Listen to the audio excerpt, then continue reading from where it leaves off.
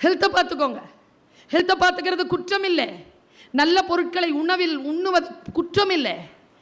நல்ல தேவையில்லை. பாருங்கள், 3 விஷயத்தை கண்ட்ரோல் பண்ணுங்கள். நான் கண்ட்ரோல் பண்ண ஆரம்பிச்சிருக்கேன். பயணத்தில் இருப்பதனால் உடல் நலத்தை கவனிக்க முடியவில்லை. எனக்கு என் அண்ணன் மகள் தந்த இப்பொழுதுதான் 3 நாளைக்கு முன்னால் தான் பிள்ளை பெற்றாள். அவள் சொன்னாள், அத்தை நான் சொல்கிற 3 விஷயத்தை மனசில் வச்சுக்கோங்க. சர்க்கரை சாப்பிடாதீர்கள்.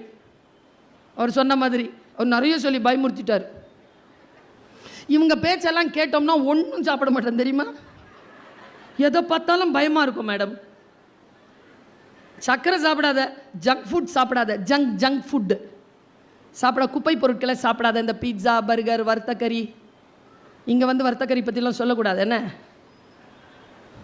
வறுத்தக்கறி, இடியாப்பம், டோர்லாக் சாப்பிடாதீங்க.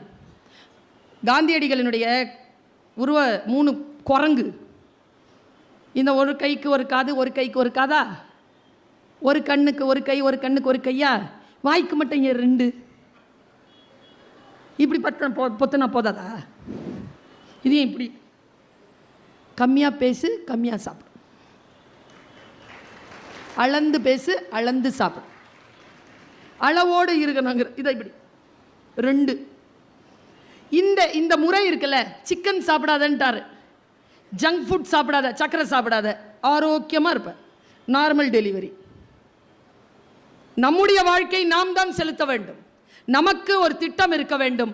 நான் சொன்ன 2 விஷயங்களில் ஒன்று, எங்கே இருக்க விரும்புகிறீர்களோ அங்கே இருங்கள். 2வது, எதற்காக நீங்கள் நினைவு கூறப்பட வேண்டும் என்று விரும்புகிறீர்களோ அதற்காக வேலையை தொடங்குங்கள். நம்மில் பல பேருக்கு அந்த திட்டமே இல்லை.